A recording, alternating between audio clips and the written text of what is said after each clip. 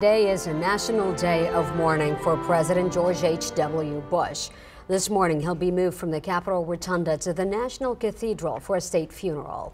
Nicole Killian is on Capitol Hill with more details on today's memorials. A state funeral for President George H.W. Bush will be held this morning at the National Cathedral in Washington, D.C. All of the living presidents are expected to attend, including President Trump, who met with the Bush family yesterday. Why isn't the president giving the eulogy? And it's because we have a unique circumstance here. My brother was president, you know.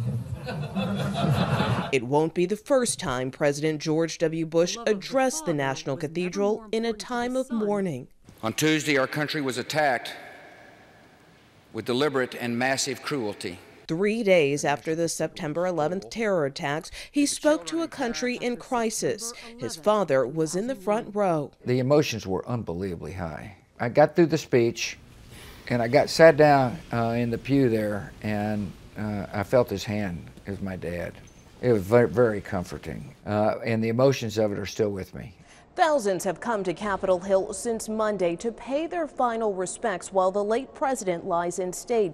Yesterday, his family greeted some of the mourners. It was more rewarding for me to be able to hug people who were actually grieving and crying and to be able to share, I don't know, the strength that I know that I get from being able to celebrate a life so well lived.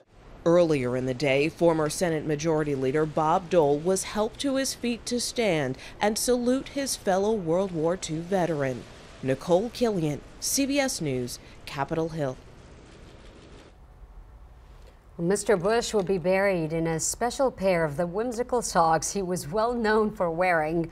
A family spokesman shares this picture on social media. The socks are a tribute to the president's lifetime of service and his time as a naval aviator during World War II. Texans can pay their respects tonight at St. Martin's Episcopal Church in Houston.